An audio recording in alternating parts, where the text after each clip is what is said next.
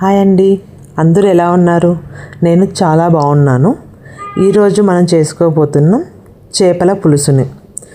ముందుగా చేపలని ఉప్పు, పసుపు, నిమ్మరసం వేసి బాగా క్లీన్ చేసి పెట్టుకున్న తర్వాత, క్లీన్ చేసి పెట్టుకున్న చేపల్లో ఉప్పు, పసుపు, కారం వేసి బాగా ముక్కలకి పట్టేలాగా కలిపి 10 నుంచి 15 నిమిషాల వరకు మూత పెట్టేసి పక్కన ఉంచాలి. పక్కన ఉంచిన తర్వాత స్టవ్ వెలిగించి స్టవ్ మీద ఒక ప్యాన్ పెట్టేసి అందులో నూనె వేయాలి.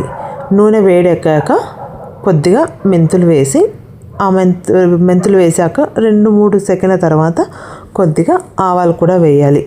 ఆవాలు చిటపట్లాడిన తర్వాత ముందుగా కట్ చేసి పెట్టుకున్న ఆనియన్స్ని వేసి దోరగా వేపుకోవాలన్నమాట. ఆ ఆనియన్స్ గోల్డెన్ బ్రౌన్ కలర్స్ రానిచ్చి మనం అందులో 1 స్పూన్ అల్లం వెల్లుల్లి పేస్ట్ వేసుకోవాలి. అల్లం వెల్లుల్లి పేస్ట్ వేసుకున్నాక అల్లం వెల్లుల్లి పేస్ట్ని కూడా మనము బాగా వేపుకోవాలన్నమాట, పచ్చివాసన పోయే వరకు. సో అల్లం వెల్లుల్లి పేస్ట్ కూడా వేగిన తర్వాత మనము ముందుగా క్లీన్ చేసి పెట్టుకున్న గుప్పెడు కరివేపాకుల్ని ఇందులో వేసుకోవాలి. కరివేపాకు కొంచెం ఎక్కువ వేసినా కూడా కూర బాగుంటుందని తినడానికి. సో కరివేపాకు వేసి కరివేపాకు కూడా వేగిన తర్వాత 2 పెద్ద సైజు టమాటాలను కట్ చేసి పెట్టుకున్నాం కదా, ఆ టమాటాస్ని కూడా వేసి అవి కూడా వేగే వరకు బాగా వేపుకోవాలన్నమాట.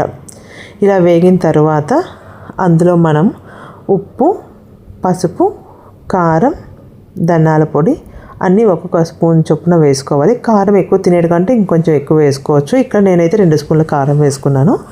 తర్వాత చిటికెడంతా గరం మసాలా కూడా వేసి బాగా వేపుకున్నాను. ఇవన్నీ బాగా వేగిన తర్వాత ముందుగా కట్ చేసి పెట్టుకున్న బెండకాయల్ని అందులో వేసి మీడియం మంట మీదనే మరొక 3 నిమిషాలు వేపుకోవాలి. వేపుకున్న తర్వాత మనం మ్యారినేట్ చేసి పెట్టుకున్న చేప ముక్కల్ని తెచ్చి ఇందులో పెట్టుకోవాలి. ఇందులో పెట్టిన తర్వాత మీడియం మంట మీదనే ఒక 2 నుంచి 3 నిమిషాలు అలాగే మూత పెట్టి వదిలేయాలన్నమాట. 2-3 నిమిషాల తర్వాత మూత తీసి చేప ముక్కలు చెదిరిపోకుండా మెల్లగా గరిటతో తిప్పుకోవాలి.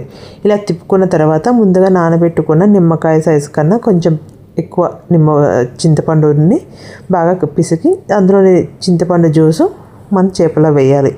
దాని తర్వాత కొద్దిగా నీళ్ళు కూడా వేసి మరి ఒక 10 నిమిషాలు మూత పెట్టుకోవాలి. ఇక్కడ నా దగ్గర మామిడికాయ ఉండింది, సో నేను మామిడికాయ వేసుకున్నాను. మీ దగ్గర లేకపోతే స్కిప్ చేయొచ్చు, ఏం ప్రాబ్లం లేదు.